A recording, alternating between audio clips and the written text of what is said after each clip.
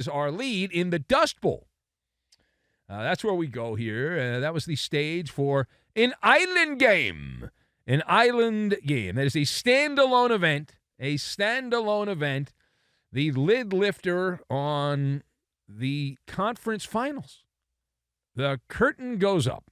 And I would not say much anticipated.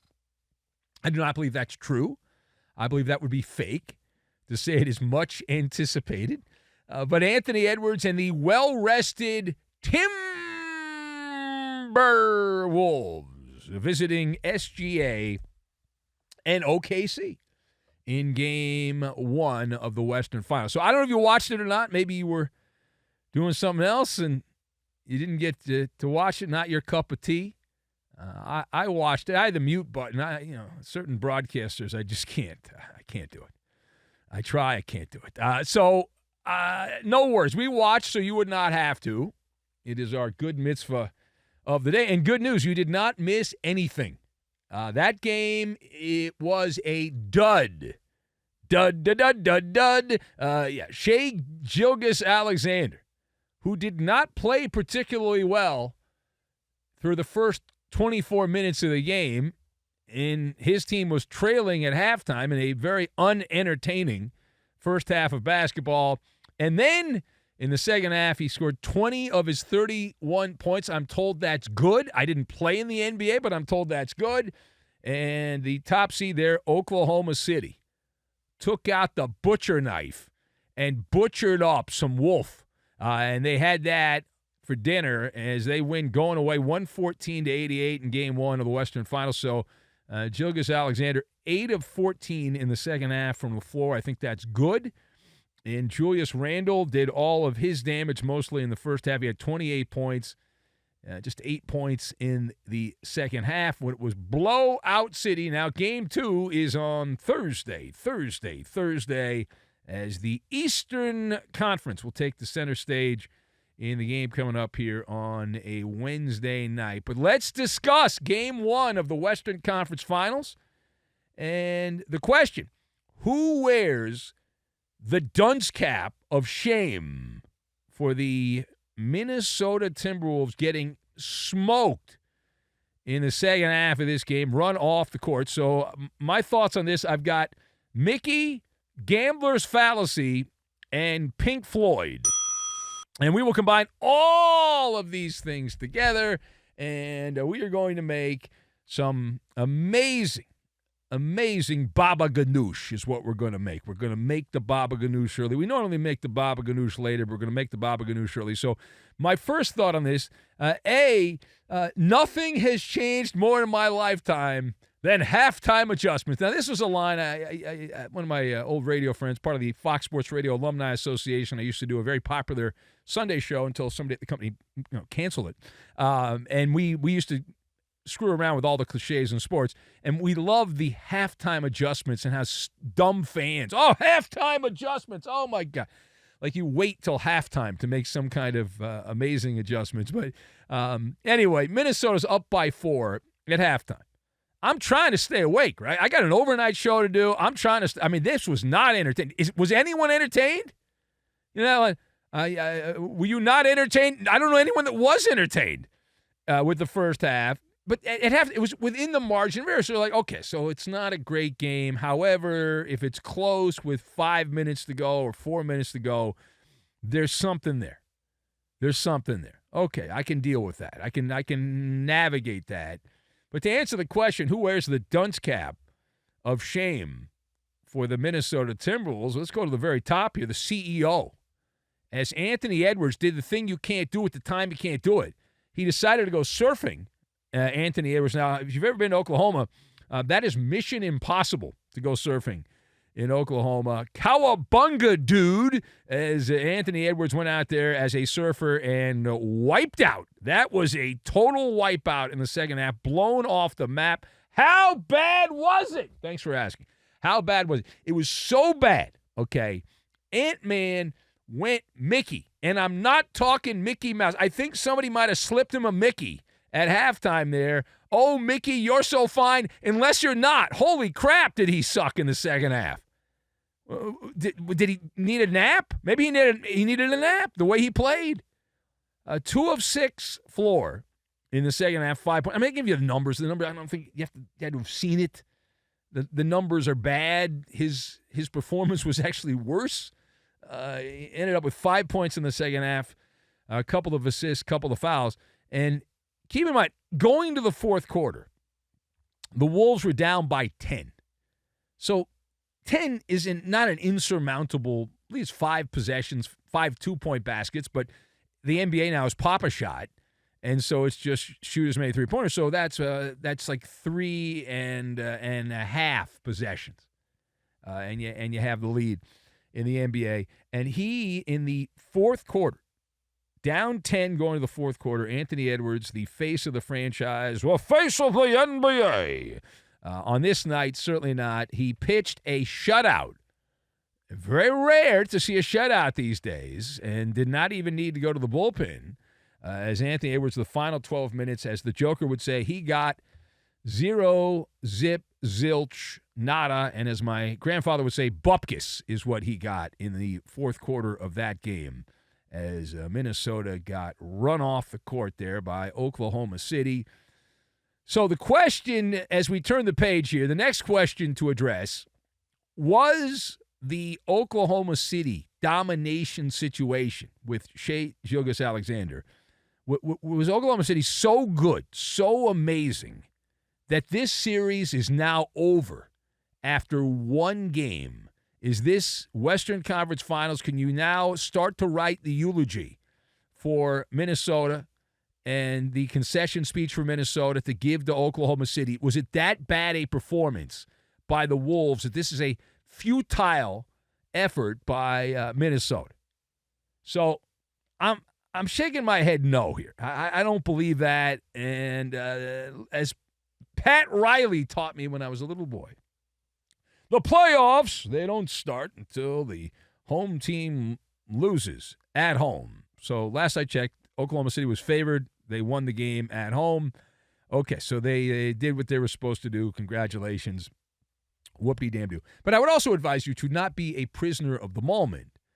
And one of the reasons that the sports books do so well is the gambler's fallacy, that the low-information fan believes that whatever they just saw is going to continue forever and ever and ever and ever. And, well, Minnesota's just not very good, and they don't match up well with Oklahoma City, and so this is just the way it's going to go, and the series will be over in maybe 5 games. It'll be a gentleman's sweep, and that's that. I have learned that life generally does not work that way, assuming Minnesota doesn't quit. Some of these NBA teams have a propensity to quit. As we learned from Aaron Gordon of the Nuggets, the players are very tired, and they need a lot of time off. Didn't Aaron Gordon tell us, the Nuggets genius, the Mensa there for the Nuggets, didn't he tell us that if the NBA wanted to prevent blowouts, they need more time off between games? Well, Minnesota had more time off. They got run off the court in the second half, so I guess that kills that hypothesis from Aaron Gordon. Anyway, back to this. So one of the reasons that many people seem to enjoy the pro bouncy ball is the chess match, right? That's the selling point. It's a chess match on hardwood, and we've all heard that, and you make your move, and then there's a counter move, and so that is where we are, right? That is where we are at this point for Minnesota. They got embarrassed in the second half, and Chris Finch and the Wolves have some explaining to do. I would recommend getting out the mop and the bucket and doing a little scrub-a-dub-dub. That's what I would recommend there. Minnesota, they also lost their marbles a bit as they were doing what all NBA players do when their things are not going well. They bitch and complain to the officials. That's what always happens. Always, we're not getting the whistles. They seemed very upset that Shai Gilgeous-Alexander was being able to bait players into fouls early in the game, and I would think you would expect that. That's how the NBA has been my entire life. I'm getting old, and it's always been this way. Like the star player is able to get the officials to call fouls. Here's Chris Finch, the Minnesota coach, commenting on that hullabaloo. Take a listen. Coach, could you sense some of the frustrations that some of your players had with some of the calls that Shea was able to draw? Yeah, there was a lot of frustration out there, but we talked about that before the series started, and we have to be able to kind of put that aside and get on with the next play mentality. So. Okay. Well, they didn't do that, Coach. They did not. You might have told them to do that. They're not listening. You might want to get them a Q-tip and clean out their ears because there's some orange goo in their ears, I would say. And you look around, I mean, the scouting guide, which tells you what has happened, not what's going to happen coming into this game, the argument was that this is a mismatch because Minnesota is a reckless team with the basketball. They are not someone that protects the ball. They turn the ball over a lot. They make a lot of self-inflicted mistakes, and you combine that with a team that does force mistakes, and you take advantage of that, and that's a huge problem. And so that was a problem in this game as Oklahoma City was plus 21 on points off turnovers. They outscored Minnesota by 21 points on points off turnovers. So that is, didn't play in the NBA, not a coach. I think that's an issue. You're so hard on the Minnesota team. Give them a break. Okay, all right, I'll give them a break. And go out. I think you can get this on Amazon. Buy some smelling salts, and at halftime, and whatever Anthony Edwards was doing, we made a joke about a Mickey, but give him some smelling salts. Wake him up a little bit. Give him some caffeine or something to get him going there. At halftime, that would help, and remind Julius Randle that he does need to play the full game, not part of the game. Now, the story within the story, though, happened on the TV broadcast. I mentioned I have the sound down. There's a certain broadcaster that I always mute when I hear their voice. I just like nails on a chalkboard. So, but the other stuff, which is also terrible, by the way, God, is TNT so much better than ESPN. My God, well, you just work at Fox. That's what no, I work at iHeart, Fox, whatever. It just sucks. I mean, they are so bad. Holy crap, are they bad? Do they try to be bad? Do they have, like, production meetings saying, how bad can we be at television? I'm like, oh, my God. It is unwatchable. But it's so bad they bring in random guest commentators. They had Michael Malone, the former Nuggets coach, popped up on TV in the conference finals, and he ended up actually making some news. Now, how on God's green earth could Michael Malone, the old Nuggets coach, make some news? Well, let me explain here. So I think do we have the audio on this? Or we have this? All right, I think we have both. No, we don't have it. Oh, okay. I sent you two, actually. I sent you two clips. All right, well, I guess we don't have it. But Malone, 2 months ago, as coach of the Denver Nuggets, was waxing loquacious about his guy at the time, Nikola Jokic, and he was laying it on thick. Take a listen. We have it now. 2 months ago, here is Michael Malone as Denver Nuggets head coach talking about the MVP race, and at that time, he was talking mostly about a guy named the Joker. Take a listen. My thing is this.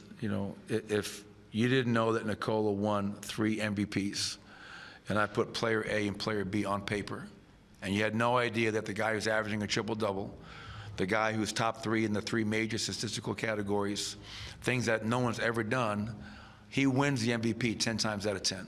Okay, so boom, perfect. That's your MVP. Well, here's Michael Malone on television on ESPN ABC a few hours ago. Take a listen. And then Shai Gilgeous-Alexander, he showed why he's the MVP. He took over in the second half. All right, so there you go. Michael Malone, in the span of a short period of time, Shai Gilgeous-Alexander showed why he's the MVP. Do you find that meaningful? Yes, to infinity and beyond. Yes, I find it meaningful. The plot thickens. The plot thickens. Okay, Malone was on the campaign trail. We played some of it when he was in Denver there, and he was essentially wearing knee pads for Nikola Jokic as the MVP. Keep in mind, they haven't even named the MVP. It's not like SGA won the award on Monday. They haven't even announced who the MVP is, but this is what's known as, say it with me now, kids, a dead giveaway. It is a dead giveaway. It is a dead giveaway because it's rather obvious. I mean, you could see this from outer space, right? And it's I don't even know. I mean, it's kind of like sometimes in music, there'll be a subliminal message. I don't know how subliminal this is. Sometimes there's messages hidden deep in songs.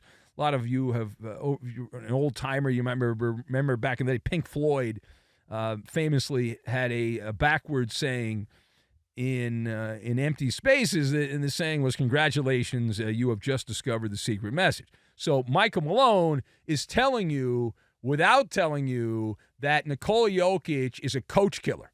That Nikola Jokic is why Michael Malone is not the coach of the Denver Nuggets, and it's rather obvious. Like, unless you're just a country bumpkin, it's right there. It's right there. Michael Malone, TV Michael Malone, is announcing, hey, this guy is, by saying SGA MVP, the way he said it, that is a tell. It is an absolute tell. And Malone's been around long enough. We know how this works. When you're the star player, franchise player, right? Franchise player. If you want the coach stays. If you don't want the coach, or you don't give an opinion on the coach goes. So to me, there's no debate. Like, it's over. Nikola Jokic is a coach killer. He did not advocate for Michael Malone, and that is why Michael Malone's not doing bad television. Right there.